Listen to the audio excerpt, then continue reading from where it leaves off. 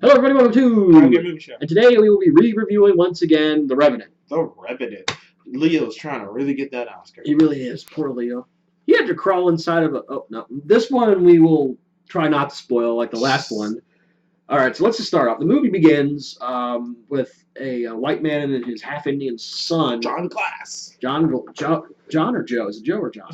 John Glass? Joe Glass? Might be Joe. I think it's Joe. Well, it's either one of the two. I know his last name Glass. His last name is Glass. He is he's a part of this company that collects furs off wildlife, and so his job is to lead the expedition Because he knows the area. He knows the area. And automatically there's tension between one guy, Fitzgerald, and Glass because Fitzgerald's kind of a dick. He was just a dick from the beginning. You knew that he was going to play a much sinister role automatically. It was like that guy is going to do something really bad here, but you don't know what he was going to do.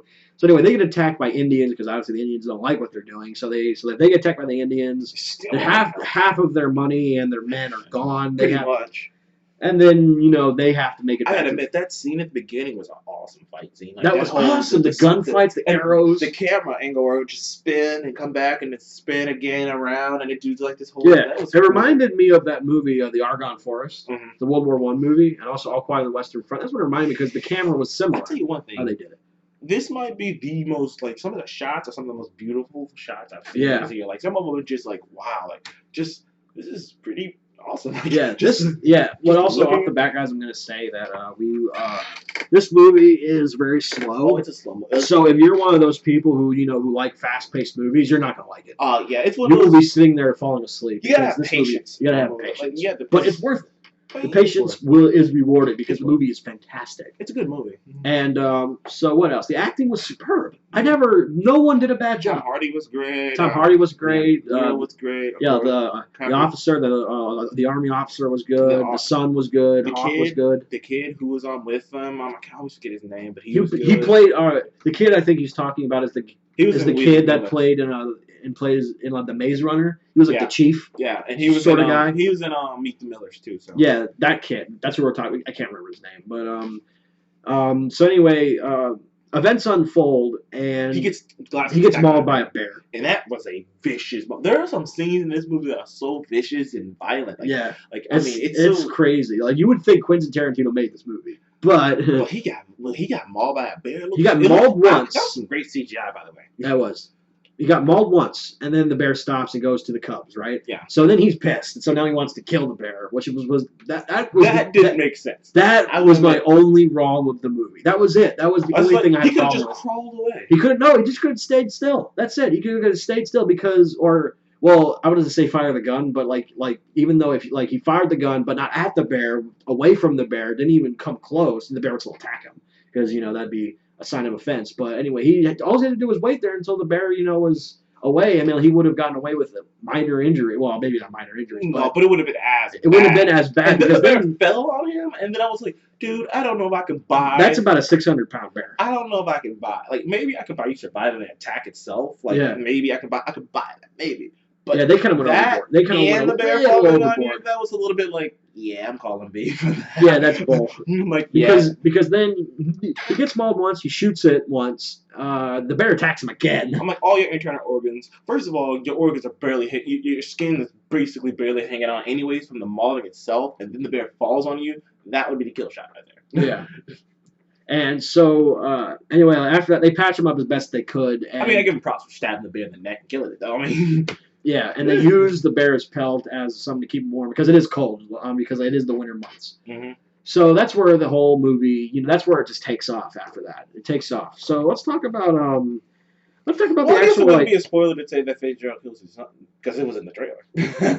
Actually, the whole premise is in the trailer that that guy Fitzgerald he's left by himself. His son was killed, and he is now completely freaking John Wick. Pretty much, he's enraged. Even though some of the things I can buy, but I'm like, I don't know if a dude could heal that fast from wounds like that. No. I was just thinking about it. I'm like, how long? They never really specified how long between. Yeah, that and the wounds, even though they were treated and they were stitched up as best they were. He was back then. Wounds could get infected. Yeah. That's one thing. That's one problem. Number one, and number two, his legs, were crushed. He was crushed. It's funny because basically the actual. I know, like if you say this, like people are like, well, actually happened is a real story, but the actual story is less substantial. Yeah, like I mean, he got mauled by a bear. It was bad, but like it was. He didn't get mauled twice and then get crushed. Yeah. He just got mauled once. And he got left. Oh shit! God damn it! Sorry.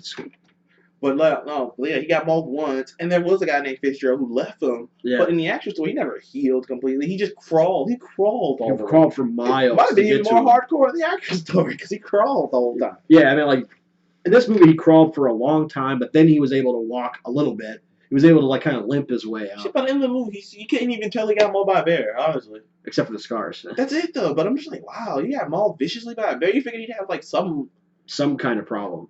But he's just. No, and then but the whole thing is his will to survive, to find his son's killer. I let it go because of that. I was like, his will to survive, and I like that. The only thing I didn't let go was, the mauling twice. That was the only dumb thing in the movie. That I thought it was dumb for them to leave. That's why I thought it was dumb for them to leave. Because if they would have if he would have been mauled once, and that would have been enough for me. I would have been like, oh shit. So that would have been a 10 out of 10 movie. Because, I think they were trying to just emphasize on trying to emphasize how bad it was, and then how much he could persevere. But even with all that adrenaline and rage, he's your body is a little bit more potent than that. But anyway, even like I said, even the real story is a little bit more practical because he never got up; he crawled the whole time. Yeah, he never walked, and he didn't even stop. And it wasn't like it was a fast crawl; it was like no, he was. Yeah, he was crawling quick. He wasn't fatigued, and then he was able to walk shortly after. It was just weird, but anyway, point being, the whole movie is about guts and determination. Yeah, guts and determination. Well, he almost lost his guts, pretty much.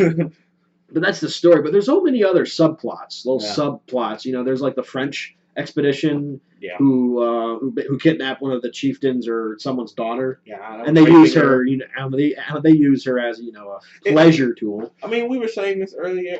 Like back in those times when you pillaged. I mean, it wasn't just these guys. You didn't were just not kill all the like. A lot of people in like schools and stuff, and some people in schools like to think, okay, when they hear like pillaging and raids and stuff like Genghis Khan and all that, they think, oh, they're just killing all the men and like taking all the goods. No, they're doing a lot. They're doing a lot.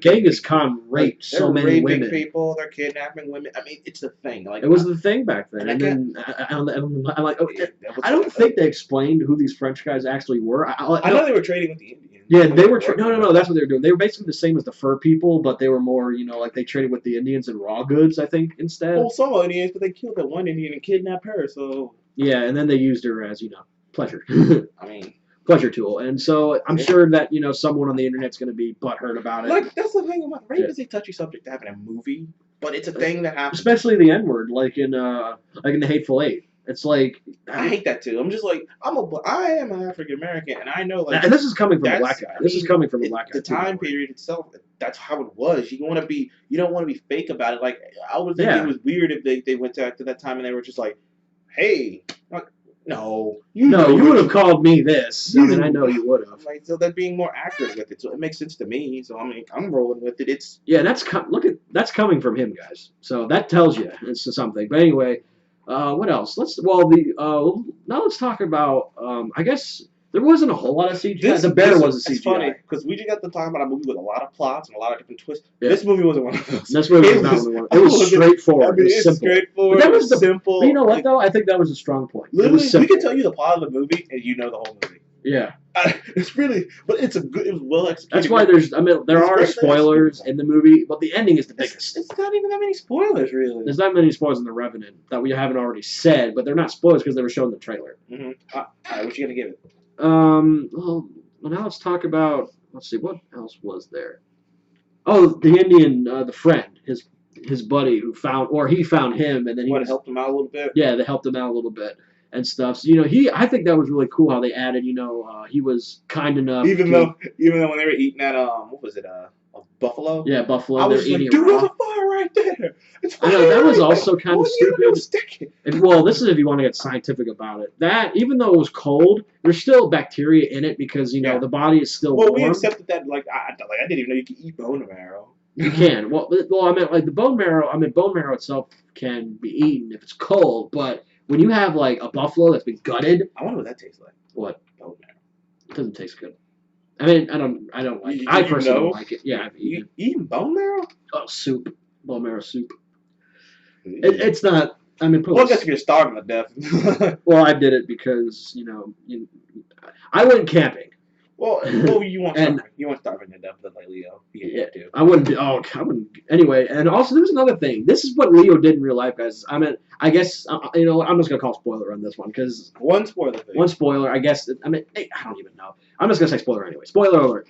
Leo in real life gutted a horse. Well, the horse was already dead, so they didn't kill him.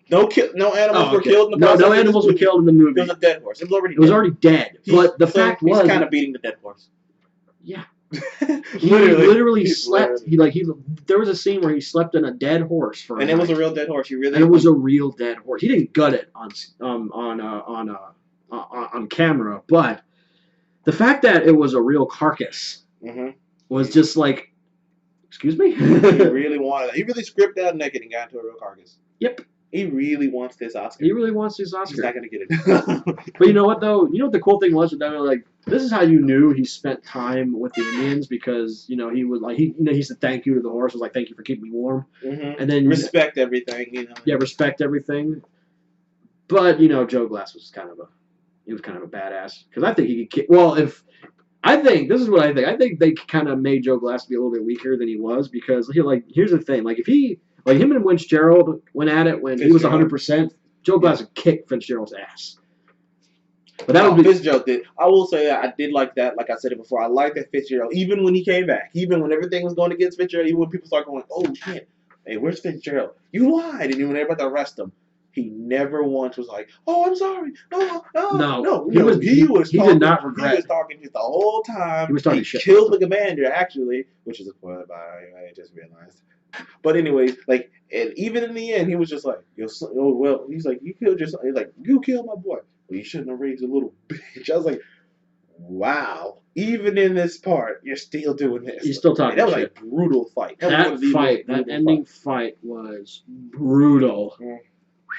I thought Quentin Tarantino directed that scene. Gosh, because they were stabbing each other, they were cutting each other, they were shooting, they were just like going all at it. And finally, Glass finally gets Fitzgerald where he wants him, and then he pulls. This is one of the other stupid things in the movie. He pulls this. This is what he says. He says, "Killing me won't bring him back." I'm like, I face palmed. I was like, "Are you serious?" Like that. I wanted Joe Glass to stab him and kill him. I wanted Joe Glass to come, but he was like, "No. Judgment is not by my hand. Judgment is on God's hands," or something like that. And then he throws, like Fitzgerald down this river to the Indians. The Indians kill him and scalp him. Well, I mean, I guess it was a good way for them to be like, "Oh, wink, wink, you saved her," so it was a pay it forward kind of thing. "Oh, we're not gonna kill you. We're gonna kill him for you because you saved her. Cool, thank you." Yeah, I guess it was an opportunity to do that. And then he broke the fourth wall by looking directly into the camera. I think that was actually kind of cool. He looked directly, at the camera, which I thought was kind of cool because not a lot of actors do that anymore. It was a weird ending, though. It was a weird ending. It just ended like he looked in the camera like this. He to look directly in it, and then ended. And it was just like, but there's not really much more to do because he got revenge. He got his revenge. He's still hurt, so all he has to do is just ride his horse back to back to camp. Get healed up and then do something else. Suicide, man. Probably. He might actually. I get this feeling he's gonna just go pow. Maybe. But anyway, guys, let's give our rating. My rating will be I'm giving it a 9.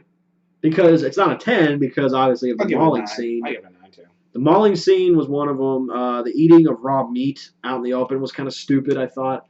And also the last thing where he goes, killing me won't bring it back. I thought that the thing with why they left Fitzgerald with, I feel like if Fitzgerald was a little bit more nicer, maybe I would have accepted a little bit more of them leaving him. But with the way he was acting, I was like, dude, they have tension and all this stuff. Why would you leave that guy with him? He's a little crazy, off. Yeah. So I kind of buy them leaving them with him. Even the money, I'm just like, dude, that dude's a little off.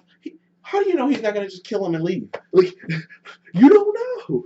And so I was just like, I don't know if I would have bought that. Yeah, me neither. I wouldn't have bought it either. But anyway, so what's your rating? 9. Oh. I gave it already, dude. You need to speak up. Speak up! I said 9. Oh, whatever. Anyway, guys. You need to open your ears. Anyway, guys, that was our opinion on the Revenant. What?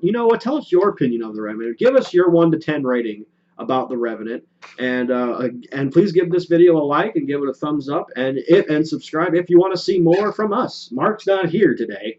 Mark's a douche. Yeah, he's not. Mark's, he's too good for us. Pretty much. He thinks Mark's probably too good at fast. We're kidding, by the way. Mark's pretty good. No, you think you're too good for us, Mark. Anyway, guys, thank you for joining us on. Come get a movie show. And we will see you in the next one.